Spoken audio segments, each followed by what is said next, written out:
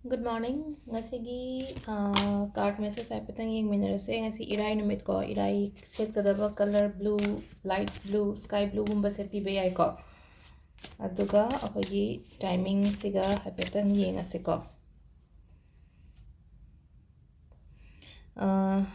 timing se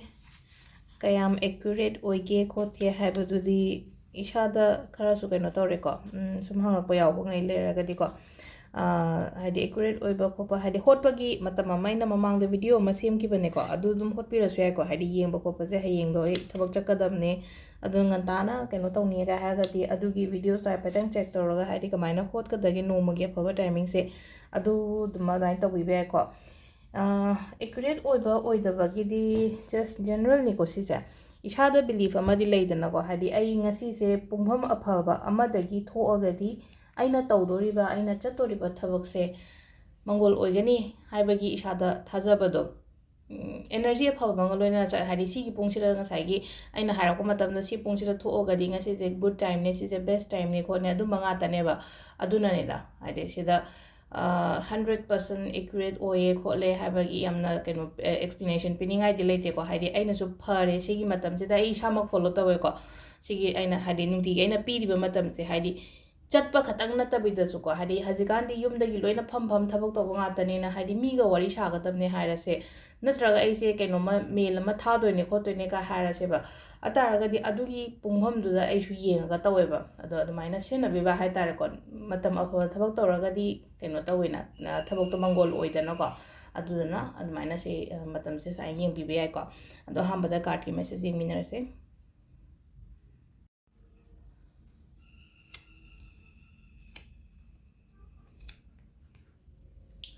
se lere ko hoi card ki message se ko ahamba ngasi gi oina haragadi akhogi conflict kumba kai gumba sugumba mayam haitare ko khana chaina bagi mo uba natraga hadi nungai taba gumba la mina engonda ga nungai taba tawra agadi mina engonda nungai ta tawra agadi ko jo ngangi ko natraga hadi sauni ko ko leina ko adumaina phana leraga su ko ngasi ja avoid to biyo ngasi gi oina haragadi ko hadi manaru no natraga changjalu no aduma mafam mayam mafam hai toxic ko mafam du da harasine ko si jaga se nungai te leibada leibada nungai taba plus hadi chamu bada ina sum magi manin do dum fawu phangmane yam thina koina kitang spiritual oira agadi ko hadi mi se dum mai manak da changma matam dum khangmane ko aduna si adumaina lei ora khanaga da bai mami ga ora gadi dum ngasi di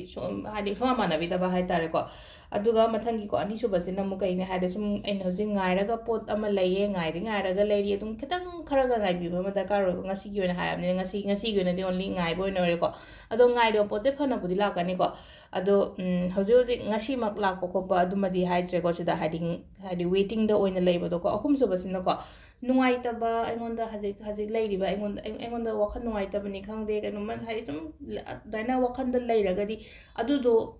keno to hangiba aigi life tagi chalhangiba natraga release to hangiba hai tare ko let go sina best medicine ni ko hadi phataba wakhan nungai taba se de sum khanjalaga leiraga adu du na henna matha sana bane aduna let go is the best medicine hai tare ko let go to hanbiyo hadi khallaga legano ko sida loire ba loina ma hadi loishalabni loishalab potse hadi koina khallaga lebagi mathau ta de ko adu sida leire ko gi ahambagi card ohum gi message ko timing afaba se ayuki pung mangaga minute kunithoi dagina mapanga minute yankai humdoi phawm leire dagi 13 minute ko humdoi deina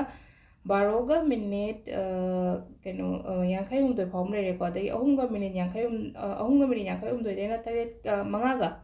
ahumga minute yankai humdoi deina mangaga minute kun mari phawm leire de nungdangina pung nipanga minute ko humdoi deina mapanga minute yankai humdoi phawm leire do athengba hingina 13 minute kunithoi dagina pung ahumga minute yankai mathoi phawm leire ko sisina akhogi ngasigi oina phaba timing ko ado sida leire ayuki ngasigi video se ma'am thank you